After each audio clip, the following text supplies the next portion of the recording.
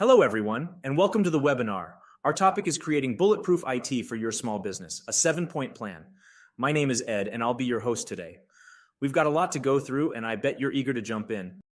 To keep the pace, we'll hold off on live questions, but don't hesitate to drop any questions you have in the chat. If we can't tackle them today, I'll follow up with you after the webinar. So who is this webinar for?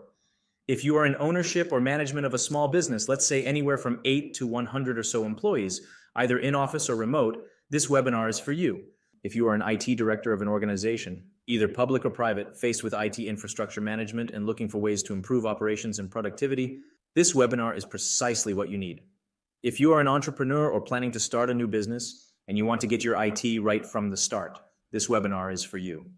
Finally, if you're responsible for the technology needs of a public sector organization or a nonprofit and want to understand how you can be more effective with limited resources, this webinar is for you. Beyond that, if you are frustrated with your current technology, face IT problems that negatively affect your organization, or have concerns about cybersecurity, data protection, or controls, this webinar is definitely for you. So here's what you'll learn. We'll cover the 7-point plan. 7 factors that serve as the building blocks for creating a resilient and scalable IT ecosystem. These 7 factors constitute the best practices used by successful IT directors and managed service providers. While working through those 7 factors, we'll discuss the common pitfalls that cause various degrees of failure. It is critically important to be aware of and avoid these failure points. Finally, we'll talk about strategies that are key to obtaining optimal outcomes from your efforts. Here's what you'll gain from attending this webinar. Number 1, scoping. You'll understand the basics of determining IT needs so that you can specify resources. You won't be a specialist in any one technology, but you'll have a good overview of what's required. Number 2, efficiency. You'll be able to discern what's critical from what's optional, so you'll be better prepared to focus time and resources on what matters most. Number 3, control. You'll understand how to create an IT ecosystem in a deliberate and planned way, which puts you in proactive mode and minimizes chaos. Number 4, security. The importance of security and protection at the center of everything related to IT will be reinforced throughout. This is a large amount of material to absorb, and we want you to be as successful as possible, so we are giving away bonus materials and services to help you. Be sure to stay through the end of the webinar to learn how to get these. Okay, full introduction. My name is Ed LaFrance, and I'm the Vice President of Business Development at Datacate Inc. Datacate is located in Rancho Cordova, California, where we own and operate a data center campus and employ all our own staff.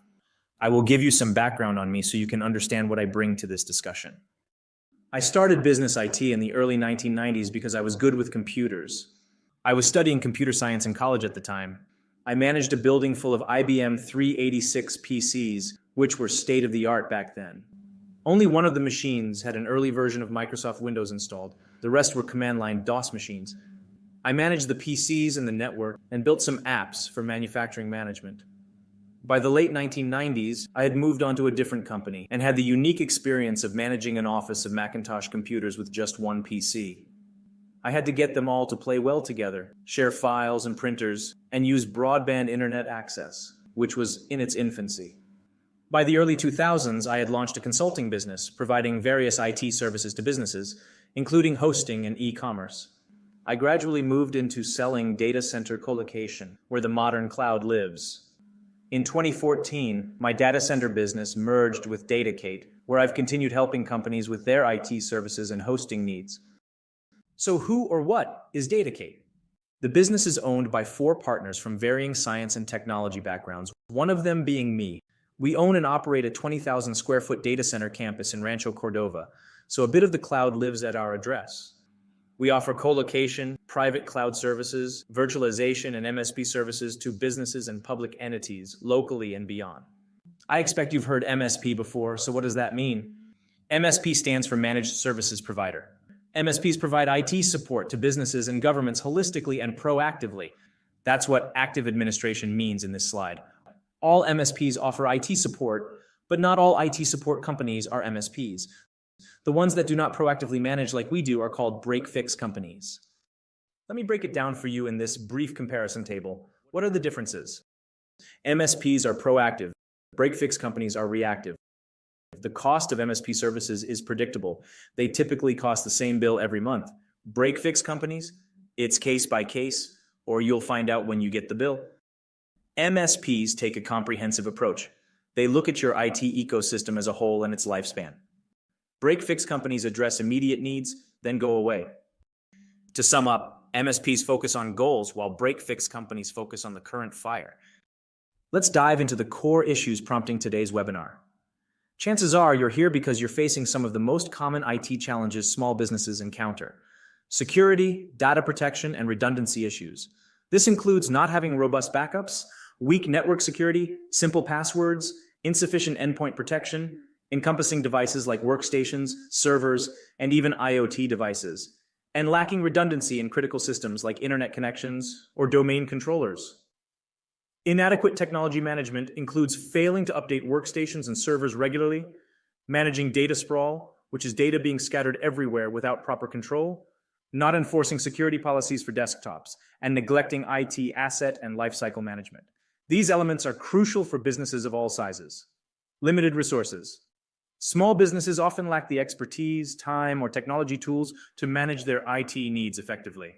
This isn't surprising given the extensive responsibilities of security, redundancy, and management, all of which demand significant effort and expertise. Finally, insufficient IT service. While many small businesses invest in IT management, the outcomes often fall short. Whether they rely on a break-fix IT service that profits from ongoing issues or overburden an internally designated IT person who lacks comprehensive knowledge, the return on their IT investment is likely not meeting their expectations. Now, let's do a quick poll. How many of you are dealing with one or more of these issues? Please type the numbers corresponding to your major pain points in the chat box. Yeah.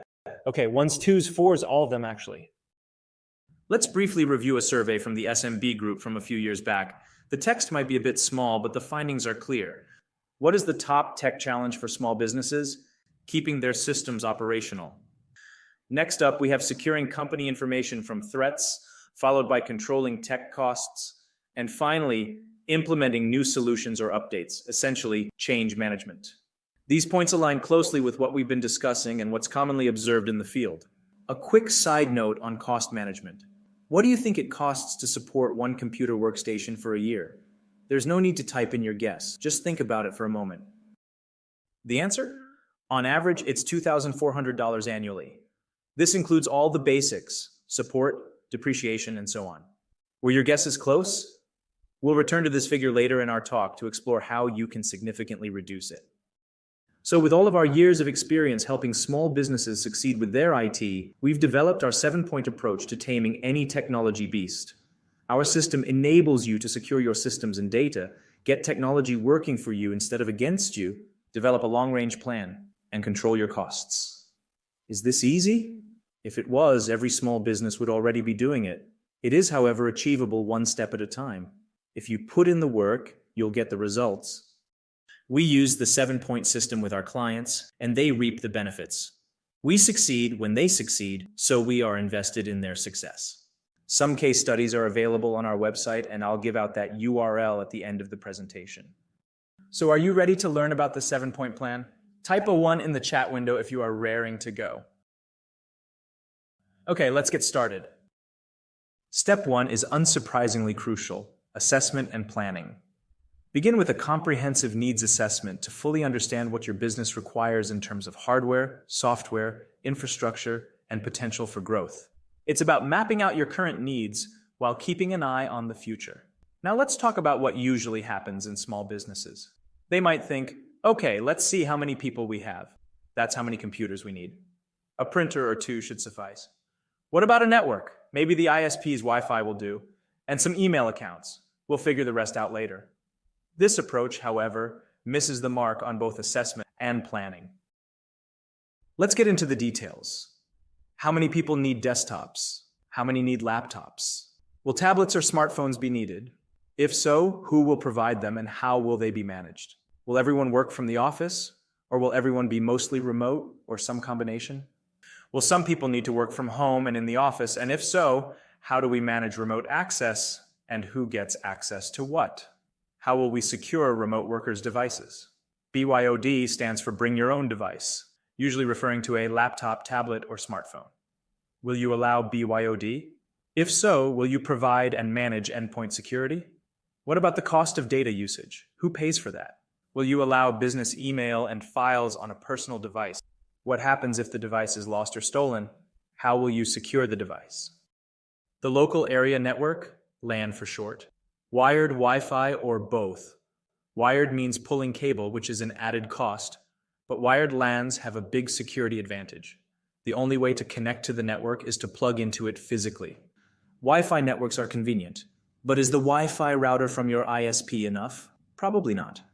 You'll want to build an access point mesh to cover the office and the warehouse if you have one, with no dead spots. Do you want to let your customers and guests use your Wi-Fi? If so, you better have two networks, one for business and one for guests.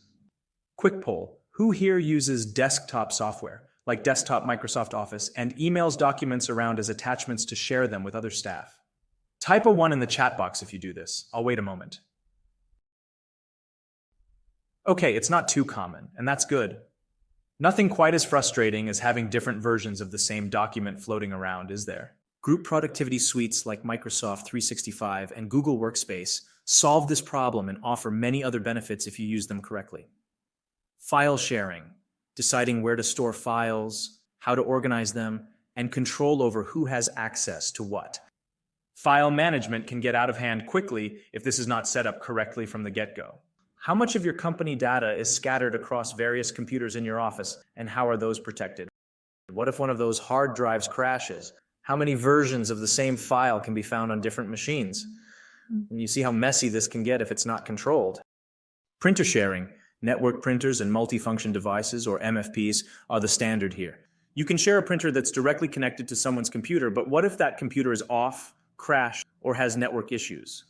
Do you do a lot of printing or have peak periods like running payroll where you print a lot in a short span of time? If you want things to go smoothly, you better set up a print server and network printers. Servers, on-premises or hosted.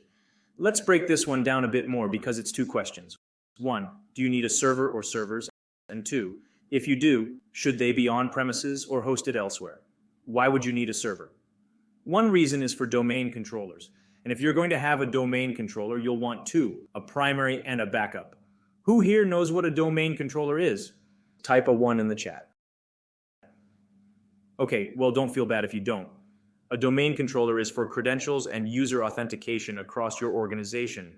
It's used with Windows Active Directory to manage who has access to what system, services, and file shares and their access level. Domain controller and Active Directory are fundamental management tools in the MSP world. Other reasons you would need a server? We've already mentioned print services. File shares are another, centrally storing and managing access to your files and data. Do you run QuickBooks Enterprise? Hosting a QuickBooks server is a very common request. Finally, some clients run specialty business software specific to their industry, and some companies still need or prefer to host it on their own servers. So should your servers run on a physical machine in your building or be hosted elsewhere?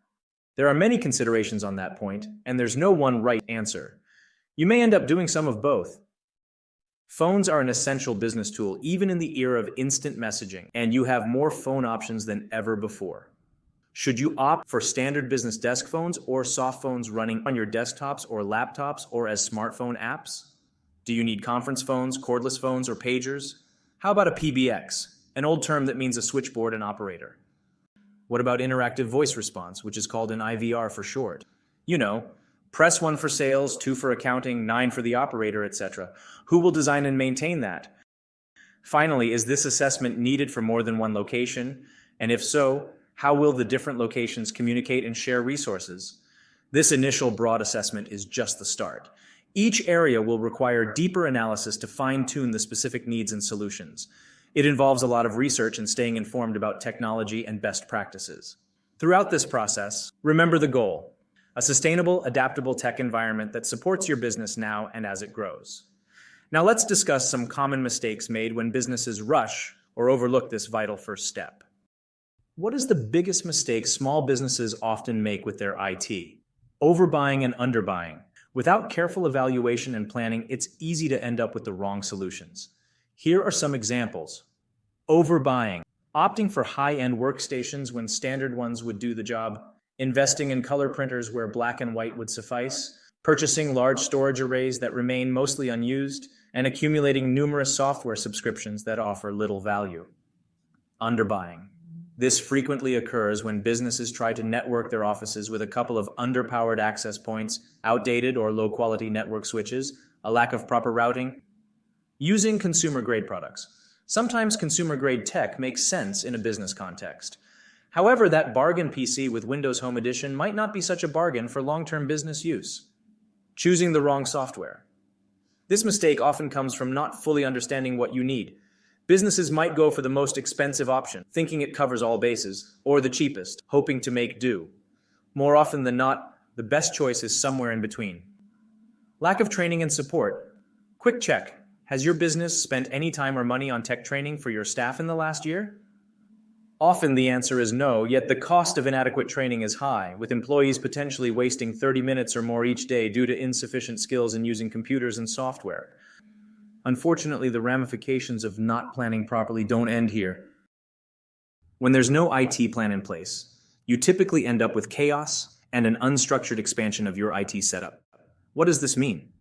You might find an array of different models, ages, and versions of computers and laptops. A certain degree of variety is normal as a company grows, but it's not uncommon to see small businesses where each computer is a unique combination of make, model, Windows version, and specifications. This lack of uniformity makes maintenance and support incredibly complex and unmanageable over time. Outdated systems. Here we are in 2024, and yet some companies still operate on Windows 7, 8.1, or even Windows XP. Using such outdated systems, which no longer receive security updates, significantly increases the risk of cyber attacks. Bottlenecks. These often stem from insufficient investment in critical areas. For example, relying on a basic ISP router for your entire business network instead of setting up an adequate Wi-Fi network creates significant bottlenecks. Similarly, underpowered computers, shared accounts, and inefficient file sharing practices slow down operations, often due to trying to save money, lack of knowledge, and lack of planning.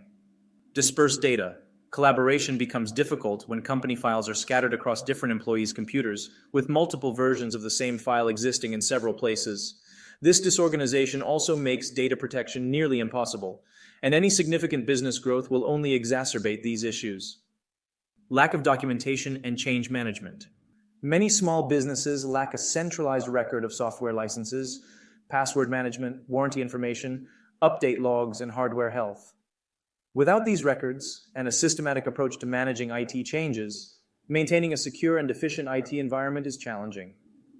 In summary, managing IT becomes a complex, inefficient, and risky endeavor without deliberate assessment and planning. Now that we've covered the importance of thorough planning and assessment, let's move on to the next topic. Point 2 is about opting for scalable and flexible IT solutions. Yes, it might sound pretty straightforward, almost too obvious, but it's astonishing how often this basic principle gets sidetracked by the allure of the latest tech or perceived urgent needs. Here's the gist. Aim for IT solutions and setups that can grow or adjust as your business does. Cloud services shine here thanks to their scalability and cost effectiveness, particularly when your business's future needs might shift. To assess a solution's adaptability, consider several factors. Scaling up. How does the solution handle growth? For instance, physical desktops mean every additional employee requires a full setup: computer, peripherals, software, and ongoing maintenance. If you expand your team, you're duplicating these needs. Virtual desktops, on the other hand, simplify this process. Workers might only need a thin client or can even use their own devices. Scaling up merely requires adding virtual desktops and maybe beefing up server resources, which can also be outsourced. Scaling down. How will you adjust? With physical hardware, you might be left with excess inventory you need to store or sell. With virtual setups, simply reduce your subscription or server resources. Adapting to business shifts. What if your business model changes, affecting how technology is used? If your staff moves from office-based to fieldwork, they'll need technology that supports mobility without sacrificing access or functionality. Can your IT setup adapt to these changes? Repurposing resources. How straightforward is realigning your IT resources with new needs? Changes aren't free of effort or cost, so understanding the flexibility of your IT infrastructure is critical. Evaluating ROI. The ultimate question is whether the investment pays off. Whether buying hardware and software outright or subscribing to services, the choice between capital and operational expenditure depends on several factors, including upfront costs versus ongoing expenses, and whether ownership or flexibility is more important to your business model. When considering IT solutions, it's crucial to look beyond immediate needs and evaluate how each option fits with potential future changes in your business's size, scope, and operation. We'll circle back to the ROI discussion later, keeping these considerations in mind. So, to reiterate, the growth we tend to anticipate could be a change, a contraction, or a shift, so our ideal technology solution can accommodate those alternatives as well as scaling up. This is called elasticity in the technology world, and it's always a matter of degrees in reality. Some solutions will be more elastic than others, but some degree of elasticity is always desirable. One of the riskiest moves is to lock yourself into an inflexible solution that won't yield a return on investment for a long time. While there are situations where this is unavoidable, the good news is that small businesses rarely face these decisions. This is because most of the technology they use is widely available at competitive rates. Therefore, your success largely hinges on thoughtful decision-making, a point that should be clear from what you've learned so far. Once you have a clear view of the road ahead from the business and technology standpoint, it becomes more tenable to make longer-term investments. Think of it as buying a house versus renting. You should not buy until you are certain of the neighborhood, your financial position, and your long-term outlet. All right, let's move on to the third factor. This one is super important. Arguably, it could be number one, but business needs dictate your IT strategy first and foremost, so we discuss those aspects initially. Now let's talk about security and resilience. To ensure business continuity, prioritize robust security measures, including firewalls, antivirus, encryption, and multi-factor authentication, alongside resilient strategies like data backup and disaster recovery plans. What does that mouthful of buzzwords mean? It means your business technology is of little use to you if you don't protect it. You wouldn't stack all your hard-earned money on your front porch with a sign that says, "Please don't touch," would you? Remarkably, many small businesses do just that when it comes to the security of their business technology and data. Let's run through what's required to have reasonably good defenses against breach and loss. Endpoint protection. Every user device that connects to the network needs a minimum of antivirus, anti-malware, and web threat protection. Ideally, extended threat protection and response that incorporates monitoring and auditing are part of that picture. Endpoints like user workstations, laptops, servers, and mobile devices are the most common entry point for a network compromise or data breach, so they need to be a focal point for security, both the device itself and the user of that device. A bit more about the user aspect later. Your on-premises server, a server you run in your building, needs to be protected with all the same security measures as a user endpoint and then some. Quick poll, type a 1 in the chat. Who has an on-premises server in their business? Okay, who has their on-premises server in a physically secure locked location and only specific persons have access? That should always be the case, but so often I see servers sitting on a bench out in the open. Your servers need to be physically and logically secured. By the way, hosted servers running in the cloud or a data center must also be secured. Your hosting provider may handle some of that, but you still bear at least some responsibility for the security of that system. The WAN, or wide area network connection, usually your internet connection, is an attack surface for cyber criminals. A recent report indicates that up to 4,000 cyber attacks are attempted every day. Automated bots scan public IP addresses, like the one assigned to your internet uplink, looking for vulnerabilities. The standard approach to WAN security is to block all inbound traffic by default, then open tiny holes for just the specific protocols that need access, such as VPN. Otherwise, you're just inviting those cyber criminals in. Password policy is crucial, but often ignored. Managing passwords is a hassle, even for IT folks. Despite many efforts to move beyond passwords, they're still essential. And weak password policies can lead to serious security breaches. A hacker can crack an 8-character password almost instantly. Increasing this to 10 characters can stump them for a couple of weeks. For robust security, aim for at least 12 characters, mixing letters, numbers, and symbols. Avoid using the same password across different systems and update them at least once a year. Wondering how to keep track of all these complex passwords?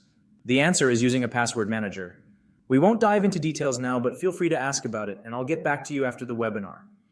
Removable media like CDs, DVDs, thumb drives, and external hard drives have their uses, such as sharing large files with clients. However, they pose risks by potentially leaking sensitive data or introducing malware into your system. Keeping such media secured is crucial so it can't be easily taken. While some businesses effectively use these for backups, it requires careful handling. System updates are essential. Keep all your devices and software current. This includes everything from desktops to network devices. While updates can be somewhat inconvenient, procrastination can lead to vulnerabilities. Have you ever booted up a laptop that's been off for a while, only to find that it needs hours of updates before you can use it? Regular updates, especially for critical security patches, are non-negotiable. Authorized software installation, a software allow list. If you allow your desktop users sufficient privileges to install software on their machines, and most small businesses do, then you should establish a software allow list of pre-approved applications they can install at will. All other software is blocked from installation by default. They'll have to request approval if they want to install something that's not on the allow list. This keeps unwanted, pirated, and potentially damaging programs out of your IT ecosystem. Access controls for systems, software, and data. Here's where having a domain controller starts becoming imperative. Do you want everyone in your business to have access to everything? It may be easy, but it's rarely desirable. You don't want staff poking through HR files or viewing financial information unless they are authorized to do so. But you may need to make that information available to more than one person. Ditto for application-specific systems and other resources. Scoping access is a fundamental security step. Do you know what the #1 source of data breaches is? You might think malware or viruses, but in fact, it's employees. Some accidental, some deliberate. Use access controls to minimize your internal attack surface. Breaches most often come from one primary source. Any guesses? You don't need to chat it. Just think of your answer. If your answer is email, you got it. Phishing email mimics legitimate contacts like banks or antivirus notifications. One wrong click can lead to stolen credentials or malware. Despite improvements in email systems like Gmail and Outlook, cybercriminals still find ways to bypass these defenses. I regularly encounter phishing attempts and alert organizations about the hijacking of their business names or email accounts for phishing purposes. Phishing can escalate to DNS poisoning, where your local DNS cache is compromised to make fake sites appear genuine. So robust email security and employee cybersecurity training are crucial for your business's protection. Let's talk a bit about remote access. Windows makes it fairly easy to remote into your desktop computer from another location. If you know a little bit about router forwarding rules, you can get a working connection to your office computer from your home network. However, the security of this approach is rudimentary at best. Adding a virtual private network, or VPN, to protect this connection is better. And using a gateway service to broker that connection is better yet. It might sound like overkill for 1 or 2 remote connections, even though it's not. However, it's absolutely worth the time and effort for a hybrid work environment supporting several remote users. We always use a combination of encrypted tunnels and forwarding when setting up remote access for our clients. The final item is surprising in how often it's overlooked. Onboarding and, more importantly, offboarding of staff. Consider this. Company X hires John, who later leaves under complicated circumstances. Soon after, they find their servers down and data wiped. They're hit with a double whammy when emails bad-mouthing a client get leaked and financial discrepancies emerge. The root cause? Inadequate offboarding allowed John access to wreak havoc, exploiting weak monitoring and non-existent offboarding policies. This underscores the essential need to control employee access to IT systems from start to finish. Let's briefly discuss some special case considerations for security, business activities that are in regulated areas and must comply with governing rules or laws. PCI DSS, the Payment Card Industry Data Security Standard. This applies to all entities storing, processing, or transmitting cardholder data. It covers technical and operational practices for any part of your process or system that touches cardholder data. In other words, if you accept or process payment cards, PCI DSS applies to you. HIPAA, the Health Information Portability and Accountability Act. It applies to health plans, healthcare clearinghouses, and qualifying healthcare providers, along with any business associates, such as third-party vendors, that provide a service for or on behalf of a covered entity that involves creating, receiving, storing, or transmitting protected health information. So, if your business in any way touches medical records, HIPAA rules apply. SOX, the Sarbanes-Oxley Act. All publicly traded companies, wholly owned subsidiaries, and foreign companies that are publicly traded and do business in the United States must comply with SOX. Section 404 of the SOX Act requires companies to implement internal controls and verify them in an audit. An IT controls audit will focus on each IT area, from access control to backup systems. GDPR, the General Data Protection Regulation of the European Union. This sets out detailed requirements for companies and organizations on collecting, storing, and managing personal data. It applies to any organization that either operates in the EU or collects or processes the personal data of EU citizens. So, if your business handles such data, the GDPR can apply to you. NIST, the National Institute of Standards and Technology. All business conducted by the United States government must comply with the NIST. This includes companies and individuals the government may hire to work on projects. The NIST cybersecurity framework offers guidelines and best practices to manage and reduce risks to networks and applications. If any of the above situations apply to you, additional security requirements can be placed on your technology operations to achieve compliance. We can't go any deeper than that today, but it's something to be aware of. All right, we've talked a lot about the importance of security. Now let's look at the current landscape. How important is strong security to your business? The numbers tell the story. In 2021, nearly 2 out of 3 small businesses were targeted by cyber attacks. Since then, attacks have ramped up, and the situation is only getting worse. More than 1 in 3 targets were small businesses with less than 100 employees. I'm pretty sure that describes everyone here today. Why are small businesses such a common target? There are many of them, and sadly, they're usually vulnerable due to a lack of strong cybersecurity. Small businesses receive the highest rate of targeted malicious emails and malware attacks. Email is a very effective entry point into your IT ecosystem, which is why cybercriminals focus on it. That's why it's so important to have strong email threat protection and an educated workforce. There were an estimated 700,000 attacks against small businesses in 2020, costing a combined $2.8 billion in damage, ransom, and lost revenue. That works out to about 20 attack attempts per small business in 1 year. Only a small fraction were successful, but the numbers are alarming nonetheless. 75% of small businesses couldn't survive a ransomware attack. They often face ransom demands in the 6 figures. Even with a negotiated payment, data recovery is uncertain, and attackers frequently target your customers and vendors while also leaking data online. Recovery hinges on having recent off-site backups, otherwise you're in deep trouble, thus the high failure rate post-attack. I saw this happen to a client before they became a client. They had a data backup, but it was from a month prior. They also had paper backups, and they decided to manually reconstruct the missing data, which is better than paying the ransom for the reasons I've explained. All their systems still had to be disinfected, and a forensic examination was performed to find and close the security hole. They fully recovered, but this ordeal cost them 5 figures for a company of just a dozen or so employees. The right IT policies could have wholly avoided or minimized the incident. At this point, I'd like to apologize for any anxiety I may have caused with this hair-raising information, and remind everyone that we have free security-related bonuses for those who stay until the end of the webinar. So let's wrap up this section with a chat about resiliency, which measures how your IT is positioned to survive and bounce back from an incident. Backing up your data is like having an insurance policy that you hope you'll never need, but when you do, it can be disastrous if you don't have it. We've already talked about cybercriminals using a crypto locker program to make your data unreadable until you pay a ransom. Once a crypto locker virus has infected one computer, it automatically scans your entire network, infecting as many targets as it can find. Regular, frequent backups are the next best defense to preventing infection altogether. What are some other situations where a good backup strategy can save your bacon? How about the rogue ex-employee we discussed earlier who wiped all your data? With frequent backups, you would minimize the damage from that particular malicious action. How about disk failures or accidental data erasures? 2 other reasons you want regular backups. Do you need a version of a file from a month ago?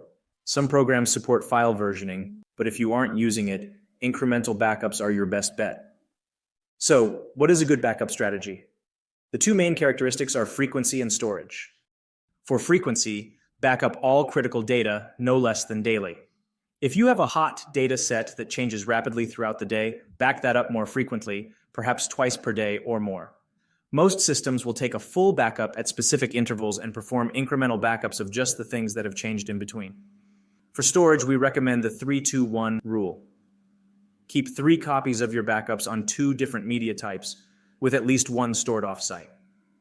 For example, you can store your backups on your vendor's backup storage, your local backup array, and a removable hard drive that is securely stored off-site at the end of each day.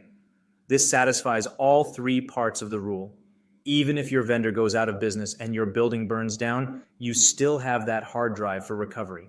Let's touch on one more security strategy, the incident response plan.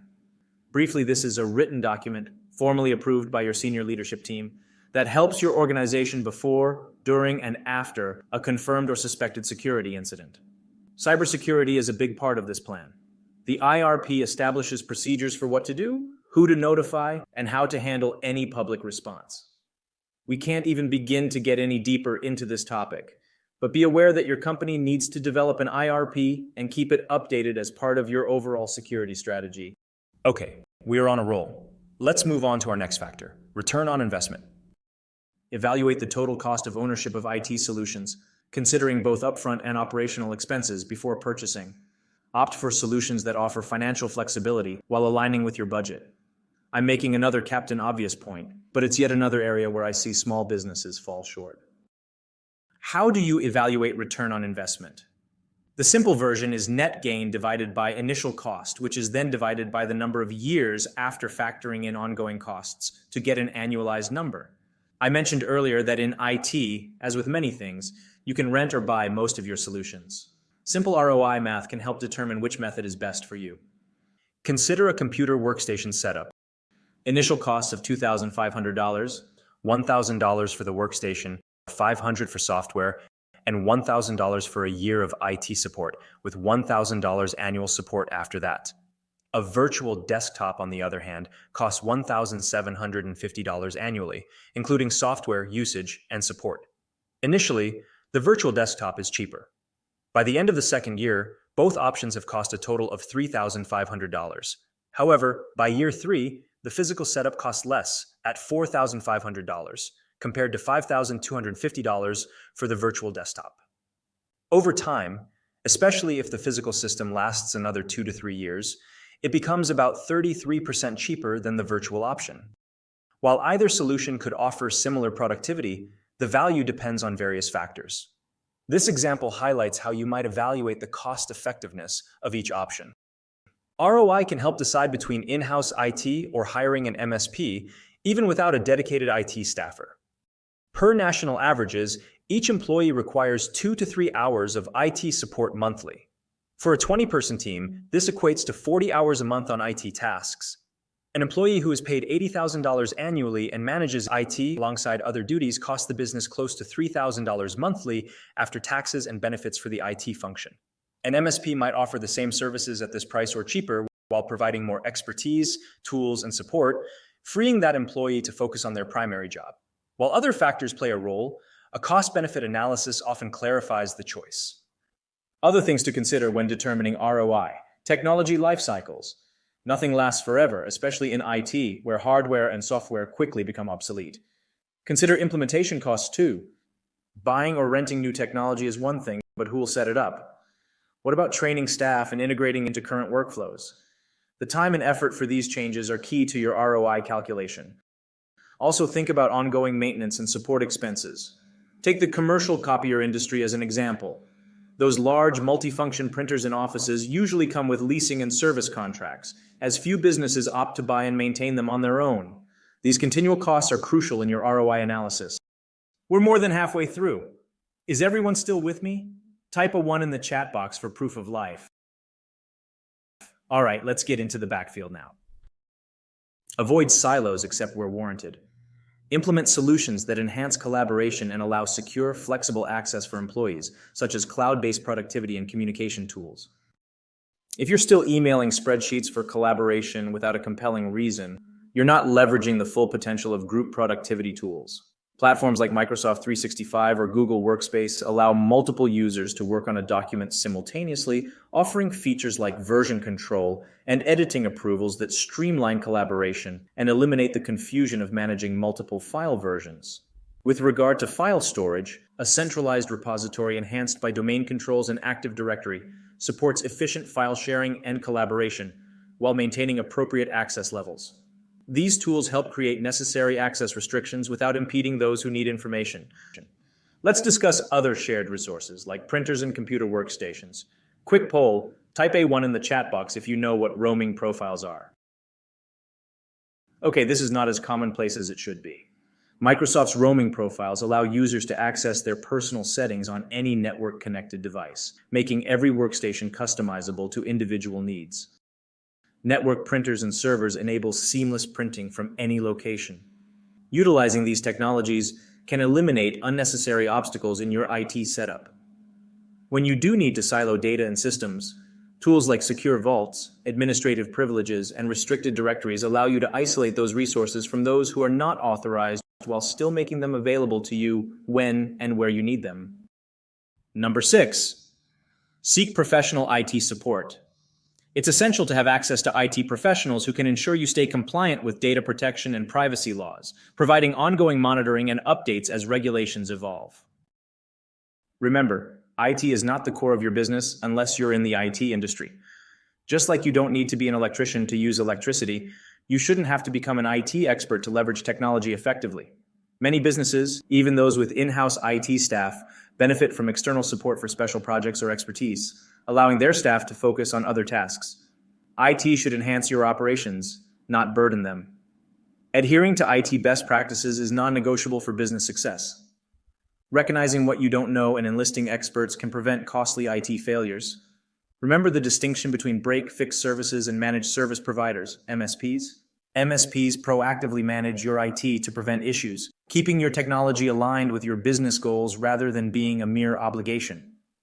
Let's not forget, IT is a continuous journey, not a one-time setup. Technology requires regular maintenance and updates like any machinery, making professional IT support a valuable investment. To recap, even if you have an internal IT function, you can still benefit from bringing in some professional support. You can offload projects that you don't have the time or expertise for to an outside team. You can get additional support for your IT director so they can focus on managing rather than doing. You can hire knowledge areas and expertise that you don't have in-house rather than having to figure it out on your own. You can make better use of your IT dollars, particularly in areas where you know the right people can do it faster and better than you. All right, we are on the last factor in our 7-point system for bulletproof IT. Despite how obvious this is, 3/4 of the small businesses we see out there do not do it. Are you ready? Number 7, prepare for change. Ensure your IT systems are integrated and future-proof, allowing new technologies to be easily adopted. Continuously monitor performance and security to drive improvements and adjustments in your IT strategy. Systems don't last forever. I think that's something we can all agree on. However, quick poll, how many of you are running one or more computers that are old enough that you can't remember when you acquired them? Yep, I see this surprisingly often. We all want to get the most mileage out of technology, but there comes a point when you're flogging a dead horse. How long should your office technology last? Here's some industry standard data to use as a rule of thumb. Desktop computer, 5 years. Laptop computer, 3 to 5 years. Tablet, 5 years. Printer, 3 to 5 years. Router, 3 to 5 years. Smartphone, 3 years. Yes, extending the life of your IT equipment beyond industry standards is possible, but this often comes with increased maintenance headaches. Older technology tends to encounter more frequent problems, necessitating regular repairs. Moreover, there's a tangible performance cost to using outdated equipment. Consider the added time a decade-old computer introduces to daily tasks due to inferior performance. Your time is valuable, after all. Additionally, the rising tide phenomenon means that software, accessories, and services may require updates to stay functional as technology advances. Many have experienced the need to update a crucial software application, only to find that their older hardware can't support the new version effectively, if at all. This necessitates a hardware upgrade to keep pace with software requirements. The concept of backward compatibility has limits. In the tech world, a few years can indeed feel like an eternity. Changes in business operations can also precipitate the need for updated technology. The pandemic served as a stark example, rapidly transitioning many organizations to support remote work almost overnight. This shift highlighted the importance of having adaptable technology to meet evolving business demands. Security is another paramount concern. As cybercriminals employ more sophisticated methods, including deepfakes and advanced AI, the need for robust cybersecurity becomes more critical. These emerging threats require continuous advancements in cybersecurity technology and practices to ensure protection against innovative criminal tactics. We're on the brink of an era where distinguishing between authentic and manufactured content will become increasingly challenging, emphasizing the need for heightened cybersecurity vigilance. For those interested in exploring this topic further, we plan to delve into cybersecurity advancements in an upcoming webinar, offering a comprehensive look at strategies to combat these evolving threats. All right, congratulations. We've completed an initial overview of the 7-point plan. So how is everyone feeling at this point? Does it make sense to you? Do you feel like you are seeing the light? Type a 1 in the chat box if that's you. Okay, great. Next question, does executing this 7-point plan sound easy or hard to you? Give me a 1 for easy and 2 for hard. A lot depends on where you are now, right? Okay, I'm not surprised that many of you feel like this is a big lift. What I presented is just an overview, the broad strokes. A significant amount of time and effort is required to fill in and execute all the details. And of course, the right knowledge and expertise are required. The good news is that the free resources you'll get for staying until the end of the webinar will give you a nice head start on the process. The better news is that you don't have to build your IT ecosystem alone, and I sincerely hope you won't try to tackle it alone. From what we just covered, it should be apparent that building Bulletproof IT is a big job. We can help, and I want to take a few minutes to show you how. As an MSP, Datacate takes a holistic approach to your IT. We evaluate your needs and goals and build a map of your ideal IT ecosystem. To use an adage, we take a one-stop shop approach to present you with a turnkey solution for all things IT, even the disposal of end-of-life assets, including secure data destruction. Please take a moment to review this list, remembering that our approach is to bundle everything you need into one consistent and predictable offering. All the management, monitoring, and security tools are included for desktops, servers, and networking. We even have enhanced security tools for email and offer cybersecurity training and testing tools for your staff. It's a comprehensive approach that accomplishes the ultimate goal of making IT a black box that your business uses and benefits from, while rarely having to think about it. This approach is why our clients hold us in such high regard. Here are the major benefits our clients receive from working with us. First off, who doesn't love saving money? Partnering with Datacate can significantly cut down your costs. Instead of splurging on IT infrastructure or hiring a big team, you pay a predictable subscription fee. It's all about getting top-notch IT support without breaking the bank. Now let's talk expertise. With Datacate as your MSP, you get access to a team of experts and the latest tech innovations. It's like having your own IT dream team without the hassle of recruitment or training. We keep abreast of technology trends and are ready to give your business that competitive edge. Proactive support is another big win. Imagine having someone constantly fine-tuning your systems, preventing problems before they even happen. That means less downtime, fewer headaches, and more smooth sailing for your business. We spent quite a bit of time on the importance of cybersecurity. Datacate boosts your defenses, keeping those cyber threats at bay. Plus, we'll help ensure you're ticking all the boxes for compliance so you can sleep a little easier at night, knowing your data is safe and sound. Growth is exciting, but can be a bit scary, especially when your IT needs to start scaling up. That's where Datacate shines. We adapt to your needs, scaling up or down with you. It's like having an IT partner that grows with you every step of the way. Having an MSP means you're ready in the unfortunate event of a disaster. Solid disaster recovery and business continuity plans help you bounce back fast, minimizing downtime and keeping the wheels turning. Flexibility is critical today, and Datacate offers services tailored just for you. Whether cloud computing, data management, or cybersecurity, you get precisely what your business needs. And here's a favorite, focusing on what you do best. With Datacate handling your IT, you and your team can concentrate on your core business, driving growth and innovation. You play to your strengths and leave the techie stuff to the experts. Last but certainly not least, it's all about enhancing your customer experience. Reliable, efficient IT systems mean happier customers, and that's always good for business.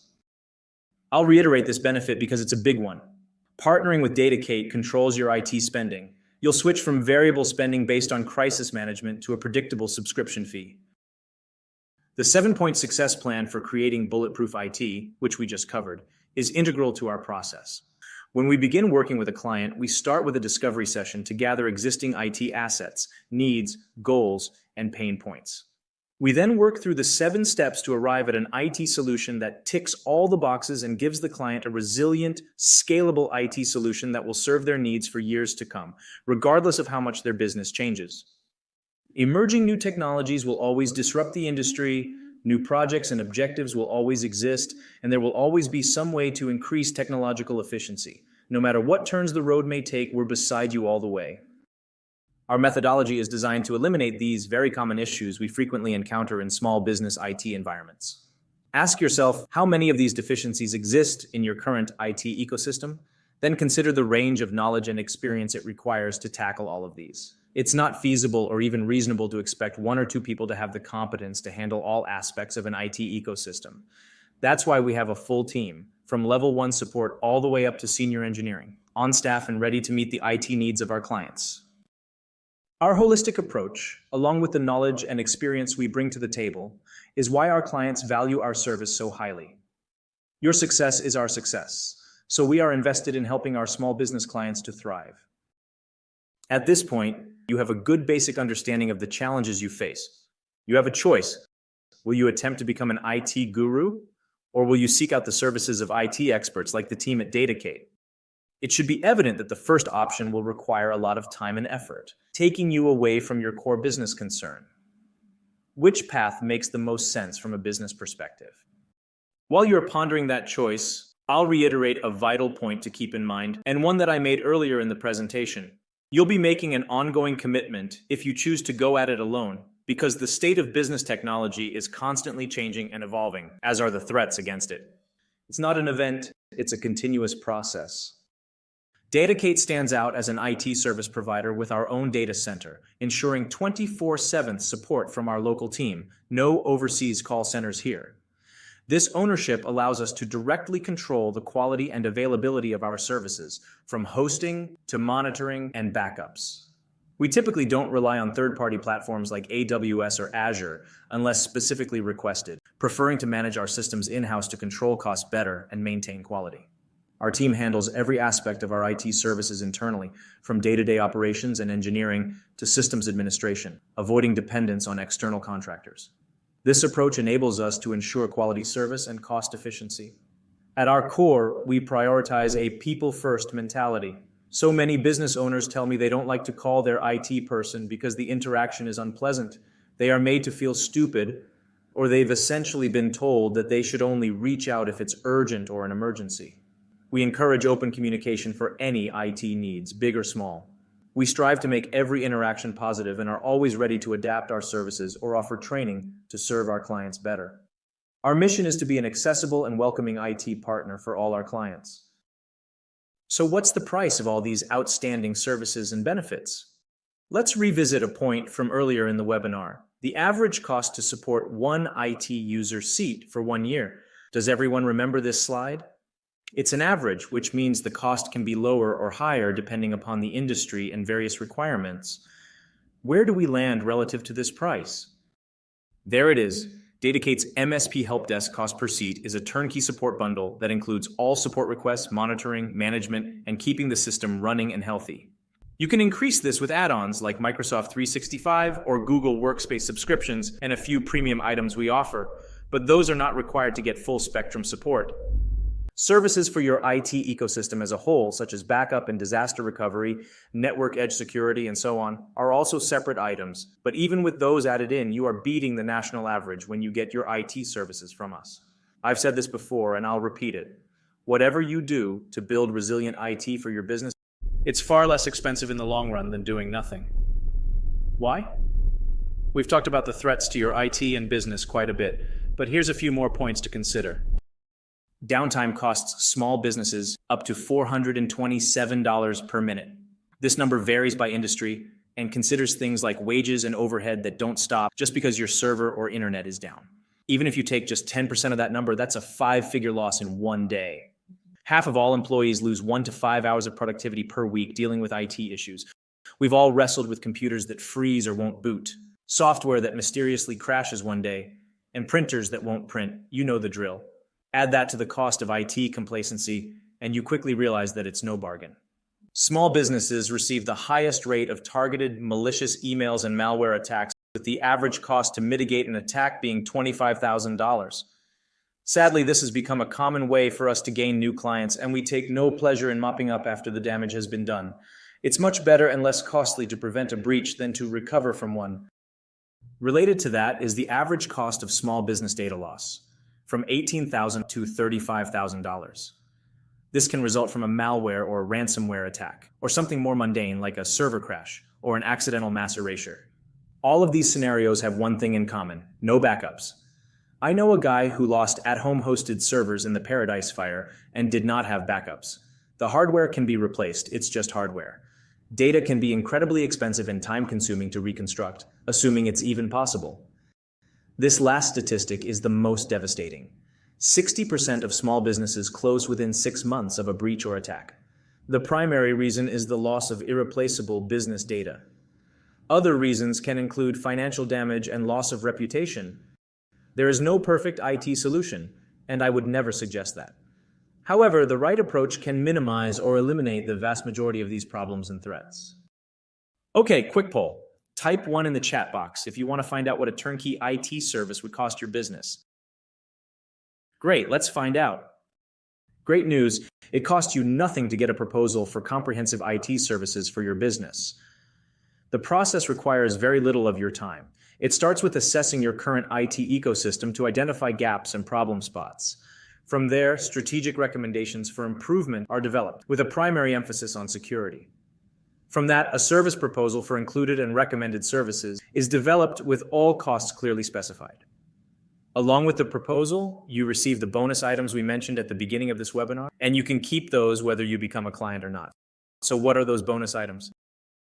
Bonus number 1, the free IT discovery and assessment checklist. This is a tool for gathering IT-related information, identifying gaps, and evaluating relative risk. It will help you determine needs and pinpoint deficiencies and trouble spots. It consists of a series of questions and rankings that you work through for your current IT ecosystem. While it's not as technical as the assessments we do for our clients, it covers the main points and will help you understand where your business technology stands. It's a great starting point for planning an IT strategy. So your first bonus item is the IT discovery and assessment checklist. What's next? You get a free copy of our book, The Big Book of Small Business IT. You can't buy this, and it's not a copy of some cookie cutter thing others give away. It's a compendium of IT knowledge and practical guides that we wrote for our audience. We give it to current and prospective clients. Sometimes we give out a limited number of free copies at special events. It's 360 pages of IT strategy and best practices, plus dozens of troubleshooting guides for common IT issues. Like the IT discovery and assessment checklist, you keep this whether or not you decide to do business with us. So you get the checklist in the big book, as they love to say on TV, but wait, there's more. The third bonus item is a free vulnerability scan. These scans are fundamental to identifying and remediating security risks before they become a problem, and they are part of the active monitoring strategy we employ for our clients. In this case, we'll perform a one-time scan of your wide area network access point, usually your ISP's modem or router, for known exploits. If you have a company website, we'll test that for you too. You'll receive a written report with recommendations, which we'll review with you when we present. Security experts typically charge thousands of dollars for penetration testing, which usually involves scans like this, among other things. We are giving it to you for free in exchange for allowing us to write a service proposal for your business. To recap, you get the discovery and assessment checklist, the big book of small business IT, and the vulnerability scan for free. All we ask is that you let us do a discovery session and write a service proposal for your business. You have nothing to lose. So, how do you get these goodies? It's easy. Reach out to us to schedule a discovery session. I'll give you contact info in a couple of minutes, and I'll also send you an email immediately after the webinar. You can reply to that to get started. We'll set up a time for the initial meeting that is convenient for you. We'll even come to your place of business if time permits. We'll meet with you and do the discovery and intake, which is a series of questions and discussions about what you have and what is and is not working for you. After the meeting, our team will put together the proposal, which usually takes a few days. If we have follow-up questions, we'll email them. We'll also get your targets for the vulnerability scans so they can be performed. When the proposal is ready, we'll set up a meeting in person at your office or ours, or by telecon to review it and answer any questions. At that time, we'll present you with your free bonus items. Again, there's no cost and no obligation. We are confident that you'll find our service proposal compelling, but you owe us nothing further, and you can keep the bonus items as our gift. I know we've given you a lot to think about today. I hope you'll consider everything you've learned very closely and think about what's best for your business now and in the future. As the famous quote goes, the future depends upon what you do today. Those are great words of wisdom. Here are a few more testimonials. The feedback we get again and again is how much our clients enjoy working with our staff. That's our people-first culture in action. The combination of a friendly, approachable staff and our high level of technical competency earns us these kinds of accolades. So which of these is you?